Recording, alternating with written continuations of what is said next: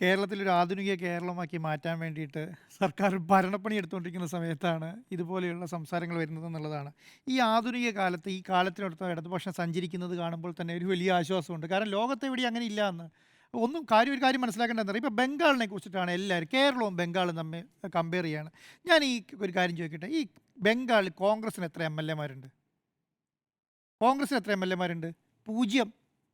2006 എത്ര ഉണ്ടായിരുന്നു അറിയോ? 2006 2006 30 എം എൽ എമാരുണ്ടായിരുന്നു. അതിന് തൊട്ട് മുൻപ് 2001 എത്ര ഉണ്ടായിരുന്നു അറിയോ?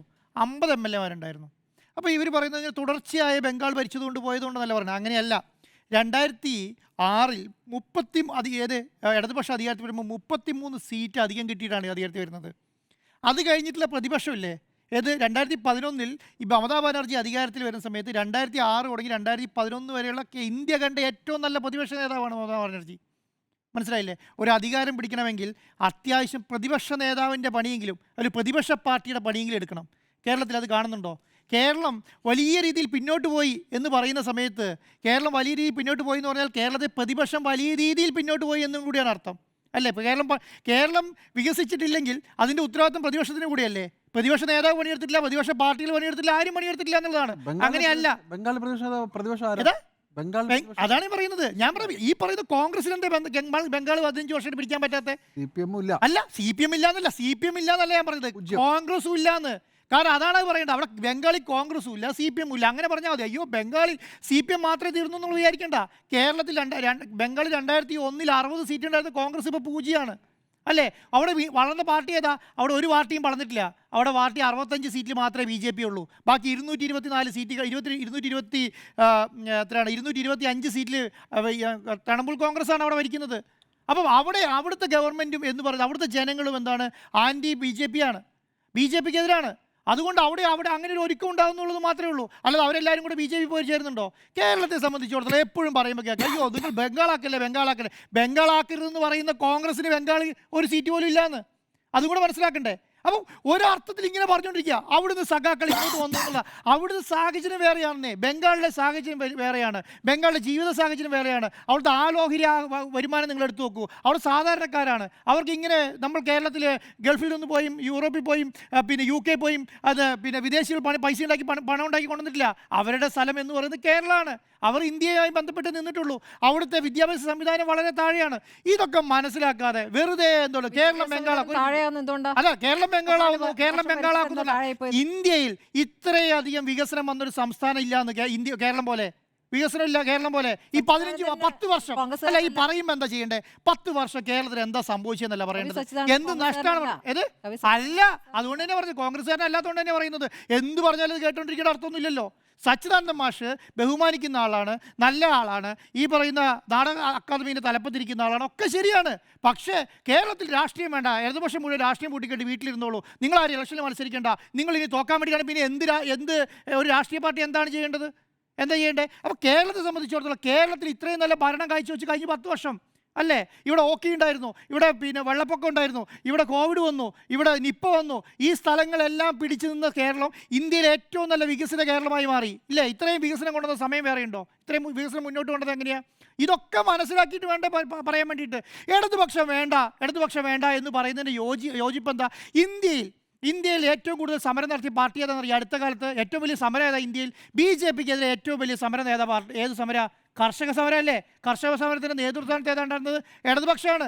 ആ ഇടതുപക്ഷം ആകെയുള്ള ഒരു ഭരണവും കൂടെ ഒരു ഭരണമാണ് കേരളത്തിലുള്ളത്. ഈ സച്ചിദാനന്ദ മാഷ് അടക്കം പറയുന്നുണ്ടല്ലോ, കേരളം മാത്രമേ അധികാരത്തിലുള്ളൂ, അതും കൂടെ വിട്ടിട്ട് ഉണ്ടായിരിക്കണം എന്നാണ് പറയുന്നത്. 3 സംസ്ഥാനമേ ഉള്ളൂ ഇന്ത്യയിൽ ഈ കോൺഗ്രസിന്. എന്തേ മുന്നോട്ട് വരാൻ പറ്റാത്തത്? ഇന്ത്യയിലെ പ്രതിപക്ഷ പാർട്ടി കോൺഗ്രസ് അല്ലേ? ഈ കോൺഗ്രസിന് 3 സംസ്ഥാനത്തിന് 10 സംസ്ഥാനം ആക്കി കൂടായിരുന്നോ?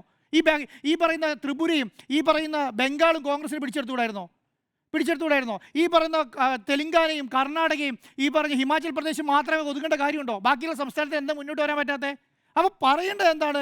കേരളത്തിൽ നല്ല ഭരണം വേണം. എന്തല്ല പറയേണ്ടത്? അത് ഏത് പാർട്ടി ഭരിച്ചാലും നല്ല ഭരണം വേണമെന്നല്ല പറയേണ്ടത്. ഇവിടെ മതമൈത്രി വേണം, ഇവിടെ സാഹോദര്യത്തോട് ജീവിക്കാൻ പറ്റണം, ഇവിടെ വർഗീയ കലാപങ്ങൾ ഉണ്ടാകാൻ പാടില്ല, ഇവിടെ വികസനം ഉണ്ടാവണം. ഈ AI കാലത്ത്, ഈ ആധുനിക കാലത്ത് വികസനത്തോടുകൂടി മുന്നോട്ട് പോകാൻ പറ്റണ്ടേ? ഇതിനനുസരിച്ച് ഇടതുപക്ഷം മുന്നോട്ട് വരണം എന്നല്ല പറയേണ്ടത്. അതിന് പകരം പറയുന്നത് എന്താണ്? ഇടതുപക്ഷം എല്ലാം മിണ്ടാതിരുന്നു. ഇവരുടെയൊക്കെ മനസ്സിലുള്ള ഇടതുപക്ഷം ഞാൻ കണ്ടെന്നറിയോ? സമരം ചെയ്യുന്ന ഇടതുപക്ഷത്തെ മാത്രമേ കണ്ടിട്ടുള്ളൂ. എന്തുണ്ടെങ്കിലും സമരം ചെയ്യുന്ന ഇടതുപക്ഷം, എന്തുണ്ടെങ്കിലും പിന്നെ എന്താ കർഷക സമരം, എന്താ പണ്ട് പറയുന്നു ട്രാക്ടറിനെതിരെ സമരം നടത്തി എന്ന് പറഞ്ഞുകൊണ്ടിരിക്കും പണ്ട് കാലത്ത്. അങ്ങനെ ഇന്നത്തെ കാലത്ത് ട്രാക്ടർ ഉണ്ടായിട്ട് വേണ്ടേ സമരം നടത്താൻ വേണ്ടിയിട്ട്? അങ്ങനെയാണോ? ഇന്നത്തെ കാലത്ത് ആധുനിക സംവിധാനത്തിനൊത്ത് ഇടതുപക്ഷത്തെ നെഞ്ചിൽ ചേർത്തിട്ട് ഇടതുപക്ഷം മുന്നോട്ട് പോവുകയാണ് ആധുനികതയോടൊപ്പം. അപ്പോൾ അതിനൊപ്പം മുന്നോട്ട് പോകുന്ന ഇടതുപക്ഷത്തെ ബൂസ്റ്റ് ചെയ്ത് നല്ല രീതിയിൽ ഇന്ന് എന്തെങ്കിലും തെറ്റുകളുണ്ടെങ്കിൽ ചൂണ്ടിക്കാട്ടണം. ആ പ്രതിപക്ഷത്തെ പടി കഴിഞ്ഞ 10 വർഷമായിട്ട് ഇടതുപക്ഷം ഭരിച്ചിട്ട് ഒരു തെറ്റ് പോലും ചൂണ്ടിക്കാട്ടാൻ കഴിഞ്ഞിട്ടില്ലാന്നേ. ഒരു സ്വർണ്ണക്കൊള്ളയിൽ വന്ന് മാറ്റി നിൽക്കുകയാണ്, ഒരു സ്വർണ്ണക്കൊള്ളയിൽ മാത്രം. അതാരും അന്വേഷിക്കുന്നത്? അത് ഹൈക്കോടതി അന്വേഷിക്കുകയാണ്. അവരുടെ അടുത്ത് മാത്രം വന്ന് നിൽക്കുക. വേറൊരു ആരോപണം നിങ്ങൾ ഈ അടുത്ത കാലത്ത് ഏതെങ്കിലും കണ്ടോ? ഇവിടെ പഞ്ചായത്ത് ഇലക്ഷൻ കഴിഞ്ഞു, കേരളത്തിലൊരു പ്രധാനപ്പെട്ട ഇലക്ഷൻ അല്ലേ, വേറെ ഏതിൽ ആരോപണം പറയാൻ കേട്ടോ? ഏതിലും മന്ത്രിമാർക്കെതിരെ ആരോപണം പറയാൻ കേട്ടോ? ഇതൊന്നും പറയാതെ ഇങ്ങനെ ഇടതുപക്ഷം വേണ്ട, ഇടതുപക്ഷം വേണ്ടതല്ല. ഞാൻ പറഞ്ഞത് തുടർ ഭരണം വേണം. തുടർ ഭരണം ഉണ്ടെങ്കിലേ വികസന തുടർച്ചയുണ്ടാവുള്ളൂ. കാസർഗോഡ് തുടങ്ങി തിരുവനന്തപുരം വരെ നാഷണൽ ഹൈവേ തീരാനായി അല്ലേ? അറിയില്ലേ? ഈ പറയുന്ന തിരുവനന്തപുരം മെട്രോയും കൊച്ചി മെട്രോയും ഒക്കെ വർക്ക് തുടങ്ങണമെങ്കിലും ഈ പറയുന്ന സംവിധാനങ്ങൾ പൂർത്തീകരിക്കലേ വേണം. ഇവിടുത്തെ ഹോസ്പിറ്റലുകൾ വൃത്തിയാണെങ്കിൽ വേണം. ഇവിടെ 45,000 സ്കൂളുകൾ പിന്നെ ഹൈടെക് ആക്കിയത് മാറിയത് എങ്ങനെയാണ്? ഇനി അടുത്ത ഭരണത്തിൻ്റെ എന്തൊക്കെ ഉണ്ടാവും എന്നുള്ള ഈ ബഡ്ജറ്റിൽ പറഞ്ഞിട്ടുണ്ടല്ലോ. ഇപ്പം കേരളത്തിൽ പറഞ്ഞല്ലോ, കേരളത്തിൽ ഖജനാവിൽ പൂച്ച വെട്ടി കിടക്കുകയാണ്. പ്രതിപക്ഷം പറയുന്നതാണ്. ഇവർ വന്ന് എവിടുന്ന പൈസ ഉണ്ടാക്കി? ഇവിടെ നോട്ടടിക്കുന്ന വിഷയമെല്ലാം കൊണ്ടിരുന്നുണ്ടോ? കേരളത്തിലെ ജനങ്ങൾ പിഴിഞ്ഞിട്ട് തന്നെയായിരിക്കും, അല്ലാതെ വേറെ എവിടെയെങ്കിലും പൈസ കൊണ്ടുവരണ്ടോ? ഇവർക്ക് BJP, ഇവിടെ കേരളത്തിൽ കോൺഗ്രസ് അധികാരത്തിൽ വന്നാൽ കേന്ദ്രത്തിൽ BJP, എന്നാൽ കോൺഗ്രസ് വന്ന അധികാരത്തിൽ വന്നല്ലോ, കുറേ പൈസയും കൊടുത്തേക്കാന്ന് വിചാരിക്കുമോ? ഇത് എവിടുന്നാ പൈസ കൊണ്ടുവരിക? ഇവർ കേരളത്തിൽ കോൺഗ്രസ് അധികാരത്തിൽ വന്നാലും ഖജനാവിൽ പൈസ ഇല്ല എന്ന് തന്നെയാണ്. അങ്ങനെ തന്നെയാണ്. അതിനുള്ള പുതിയ ന്യൂനതകളൊന്നും കണ്ടെത്താനില്ല. കോൺഗ്രസ് ഭരിക്കുന്ന സംസ്ഥാനത്തിലാണെങ്കിൽ, അങ്ങനെയാണെങ്കിൽ കർണാടകയിലും, അങ്ങനെയാണ് തെലങ്കാനയിലും, അങ്ങനെയാണ് ഹിമാചൽ പ്രദേശിലും കാണണ്ടേ? ഒരേ ഒരു MLA ബംഗാളിലുണ്ടായിരുന്നു, അദ്ദേഹം കൂടെ BJPയിലൂടെ പോയി. ആയില്ലേ? ആദ്യത്തെ മുഖ്യമന്ത്രിയുടെ മകൾ BJP പോയി, രണ്ടാമത്തെ മുഖ്യമന്ത്രിയുടെ മകൾ ആദ്യത്തെ മുഖ്യമന്ത്രിയുടെ മകൾ BJP പോയി, രണ്ടാമത്തെ മുഖ്യമന്ത്രിയുടെ മകൻ BJP പോയി. ഓരോ MLA ഓരോ ദിവസം കൂടെ BJP പോയിക്കൊണ്ടിരിക്കുകയാണ്. അപ്പോൾ ഇതൊക്കെ പറഞ്ഞുകൊണ്ടിരിക്കുമ്പോൾ അയ്യോ കേരളത്തിൽ അപ്പോൾ എന്താണ്? എന്തുകൊണ്ടാണ് കേരളം ഇങ്ങനെ നിൽക്കുന്നത്? ഇവിടെ കോൺഗ്രസും വേണം, ഇവിടെ BJP അല്ല, ഇവിടെ CPM വേണം, ഇവിടെ മുസ്ലിം ലീഗും വേണം, ഇവിടെ ഇടതുപക്ഷം വേണം, ഇവിടെ വലതുപക്ഷം വേണമെന്ന് പറയാനുള്ള തൻ്റെ ഇടം വേണം. അതല്ലേ പറയേണ്ടത്? അതാണ് മതമൈത്രി.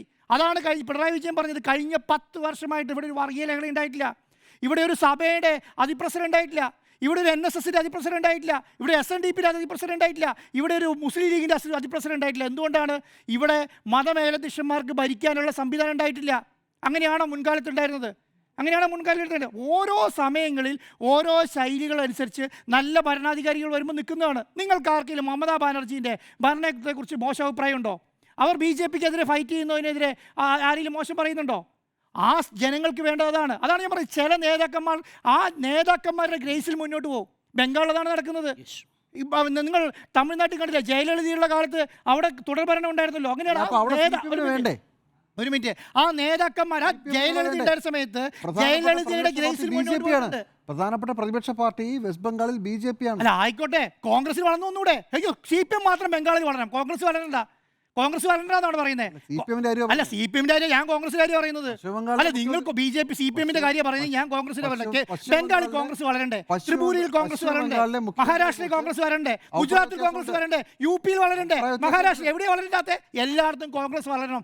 പണിയെടുക്കണമെന്നേ, പണിയെടുക്കണം. പ്രതിപക്ഷം പണിയെടുക്കുന്നത് നിങ്ങൾ 10 വർഷം കേരളത്തിൽ കണ്ടോ? ഏത് ഞാൻ പറയുന്നത്, കഴിഞ്ഞ പ്രാവശ്യം മത്സരിച്ചതിനേക്കാൾ 40 കോട്ടായിട്ട് തിരിഞ്ഞു. 2005 തുടങ്ങി, 2016 തുടങ്ങി 2021 വരെ ഏത് വളരെ കുറഞ്ഞ മൈനോറിറ്റി സീറ്റിൽ മാത്രം വിജയിച്ച CPM 2021 അതിനേക്കാളും കൂടി ഇരട്ടിയായിട്ട് അത് 99 സീറ്റിൽ അത് അധികാരത്തിൽ വന്നു. എന്തേ? കോൺഗ്രസ് പണിയെടുത്താൽ വരില്ലായിരുന്നോ? ഇപ്പോഴും അതാണ് സംഭവിക്കുന്നത്. ഇപ്പോഴും പ്രതിപക്ഷത്തിന് പറയാൻ, ഞാൻ കാസർഗോഡ് തുടങ്ങി തിരുവനന്തപുരം വരെ ജാഥ ശ്രദ്ധിക്കുകയായിരുന്നു. കോൺഗ്രസിൻ്റെ ജാഥയിൽ പറയാനൊന്നുമില്ലാന്ന്.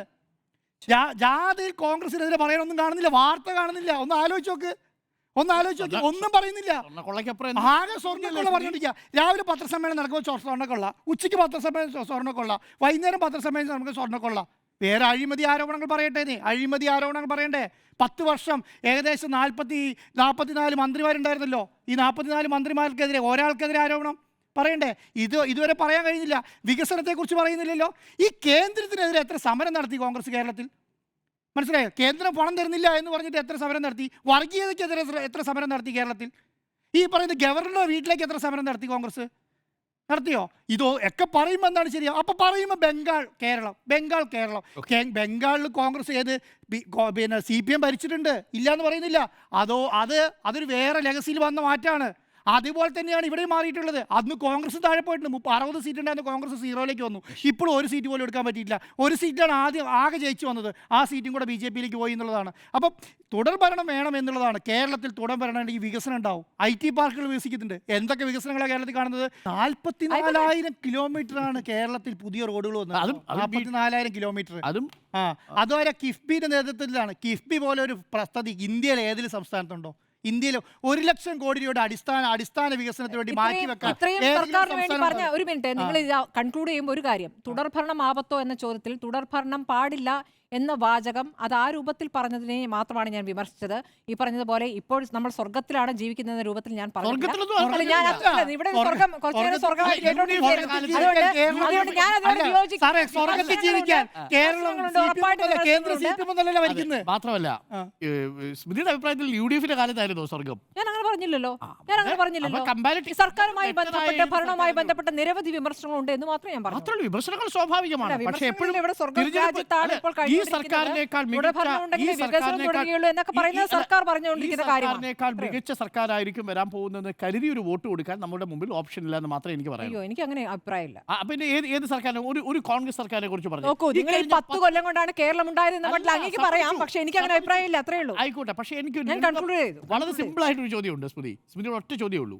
ഈ കഴിഞ്ഞ 10 വർഷത്തെ ഒന്നാം പിണറായി സർക്കാരിന്റെയോ രണ്ടാം പിണറായി സർക്കാരിന്റെയോ ഭരണത്തോട് കിടപിടിക്കാവുന്ന ഒരു കോൺഗ്രസ് സർക്കാരിന്റെ കാലം പറയൂ. നിങ്ങൾ ഈ കാലം മാറുന്നതിനനുസരിച്ച് അതായത് ഈ 10 കൊല്ലത്തിനിടയ്ക്ക് ഉണ്ടായിരിക്കുന്ന പൊതുവെ ലോകത്തിലുണ്ടായിരിക്കുന്ന മാറ്റങ്ങളുമായി ബന്ധപ്പെട്ട മാറ്റങ്ങൾ സംഭവിച്ചു. ഒരു മിനിറ്റ്, UP ആയിട്ട് കമ്പാരിസൺ വേണ്ട. അത് ഉടനെ UPയിലേക്ക് നിങ്ങൾ പോകണ്ട.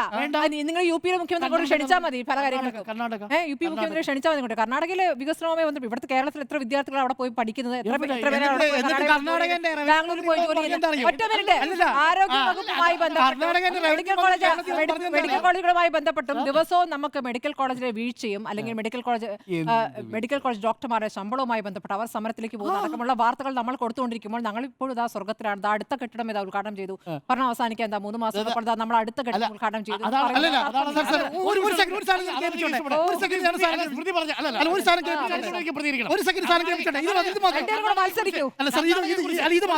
എനിക്കിത് പറഞ്ഞു പറ്റൂ. ഇപ്പോ സ്മൃതി പറഞ്ഞ കർണാടകയിലെ കാര്യമുണ്ടല്ലോ. കർണാടകയിലെ റവന്യൂ വകുപ്പ് മന്ത്രി എന്താ പറഞ്ഞത് കേരളത്തിലെ ആരോഗ്യ മേഖലയെ കുറിച്ച്? കേരളം ആരോഗ്യ മേഖലയിൽ മാതൃകയാണ് എന്ന്. അല്ല സാർ, ഇതൊന്ന് കേട്ടോ. ഒറ്റ മിനിറ്റ്. എന്താണിത്? Education, Kerala is number 1. കേട്ടാന്നേ അതൊക്കെ കേട്ടാന്നേ. ആയിക്കോട്ടെ. 10 വർഷം കൊണ്ട് ഉണ്ടായിന്നാണോ പറഞ്ഞേ? 10 വർഷം കൊണ്ട് ഉണ്ടായിന്നാണ് അദ്ദേഹം പറഞ്ഞേ? ആണോ? അങ്ങനെയാണോ പറഞ്ഞേ? അന്ന് നിങ്ങൾ അങ്ങനെ വായിച്ചു. The shining example whole of the India in Kerala.